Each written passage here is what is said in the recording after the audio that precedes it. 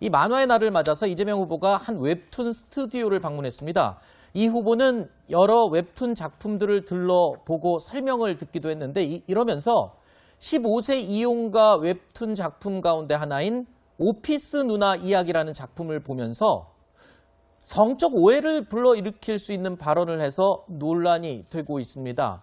그러니까 이 오피스 누나라는 제목의 단어에 대해서 제목이 확 끄는 표현이다. 뭐 이런 말을 했다고요. 또 논란이 됐던 부분이 있습니다.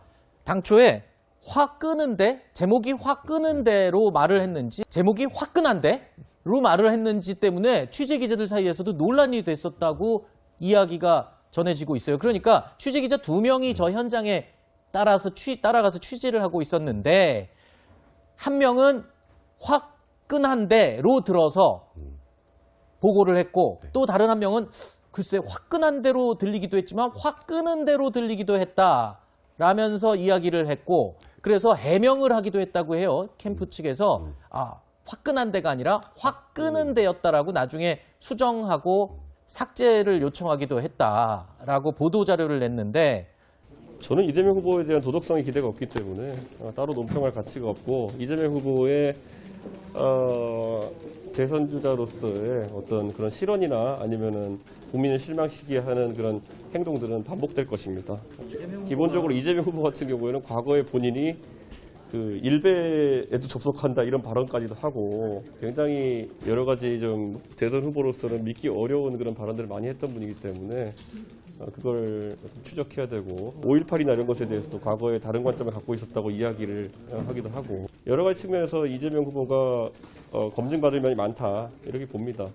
당시에 김진태 의원을 비롯해서 뭐 몇몇이 그 당시에 광주에 대한 비하 발언이나 잘못된 언급을 했다는 이유로 이제 징계 대상이 올랐었는데, 김종인 대표가 이끄는 비상대책위원회에서 김진태 의원의 건 같은 경우에는 전혀 그 앞에 징계를 받으신 분들의 그런 조치와 실제로 김진태 의원이 행한 행동이 오해를 살 수 있는 부분도 있지만은 전혀 그런 지점에 이르지 않았다고 판단해서 이미 지난 지도부에서 김진태 의원에 대해 가지고는 다른 판단을 한 사안입니다. 그렇기 때문에 당의 공적 절차를 통해 가지고 그 부분은 김진태 의원에 대한 소명이 된 거기 때문에, 저는 김진태 의원이 제 지도부 하에서 그런 어떤 새로운 발언으로 문제가 되지 않는 한 저는 뭐 징계할 계획이 없고, 저는 화학적 결합에 대해 가지고는 별로 의심하지 않습니다. 그런데 개인의 정치적인 어떤 이익이나 아니면 개인의 정치적 입지를 위해 가지고 오히려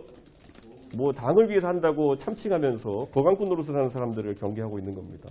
그 부분들이 지금까지 선거 때마다 항상 일정한 역할을 해왔고, 이번에도 저는 기회를 엿보고 있다 이런 생각을 합니다. 어떤 후보가 선출되는지와 관계없이 거강꾼들이 가장 문제가 될 겁니다.